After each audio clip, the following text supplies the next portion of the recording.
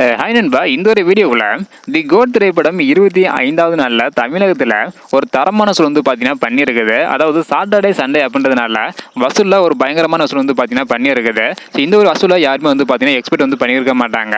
So 25வது நாளில் தமிழகத்தில் தி code திரைப்படம் எவ்வளோ கலெக்ஷன் இருக்குது அப்படின்றத வீடியோக்குள்ள போய் டீட்டெயில் வந்து பார்த்துடலாம். அதுக்கு முன்னாடி ஹாலிடேஸ் அப்படின்றதுனால ஒரு சில தியேட்டர்களில் இன்னும் வந்து பார்த்தீங்கன்னா தி கோட் திரைப்படம் ஹவுஸ்ஃபுல்லாக தான் வந்து போயிட்டு இருக்குது. நீங்கள் ரீசெண்டாக படம் பார்த்தீங்களா இல்லையா அப்படின்றதையும் நீங்கள் யார் ஃபேன் அப்படின்றதையும் மறக்காமல் கமெண்ட் பண்ணுங்க.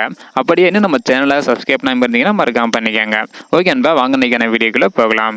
ஓகே அன்பா, தி கோட் திரைப்படம் நேற்றே வந்து பார்த்தீங்கன்னா அட்வான்ஸ் புக்கிங் மூலம் மட்டும் 25வது நாளில் ஒரு தரமான சம்பவம் வந்து பண்ணியிருந்தது. ஸோ தற்பொழுது 25வது நாளில் மட்டும் எவ்வளோ கலெக்ஷன் இருக்குது அப்படின்றக்கான ரிப்போர்ட் வந்து வெளியாக இருக்குது. ஸோ எவ்வளோ கலெக்ஷன் இருக்குது அப்படின்றத டீலாக வந்து பார்த்துடலாம். அதாவது 25வது நாளில் 270 ஷோ வந்து போட்டிருக்காங்க.